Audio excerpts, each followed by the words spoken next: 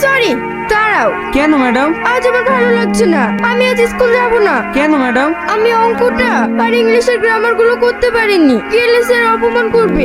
আমি যাব না। দেখি খাতাটা বের করেন। তুমি পড়াশোনা জানো? ম্যাডাম এমএ পাস করে চাকরি বাকরি পাইনি, তাই আজ টোটো চালাচ্ছি। চুড়িদারি করে তো আর খাচ্ছি না। কি ব্যাপার ম্যাডাম, আপনার চোখে পানি? জানো শাহিন, একটু কথা বলবো বলবো করে তোমাকে বলতে পারিনি। কি ম্যাডাম? আমি তোমাকে ভীষণ ভালোবেসে ফেলেছি, সবসময় শুধু তোমার কথাই ভাবি। অসম্ভব, আপনি কি বলছেন? না, সব সম্ভব।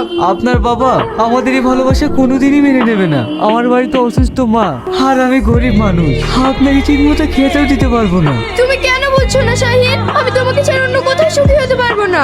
আমার বাবা মা যদি তোমাকে না মেনে নেয়, তাহলে আমি তোমার সাথে অনেক দূরে কোথাও চলে যাব। স্কুলে যখন যাবেই না, তাহলে চলো তোমাকে বাড়িতে রেখে আসি। না, আমি যাব না।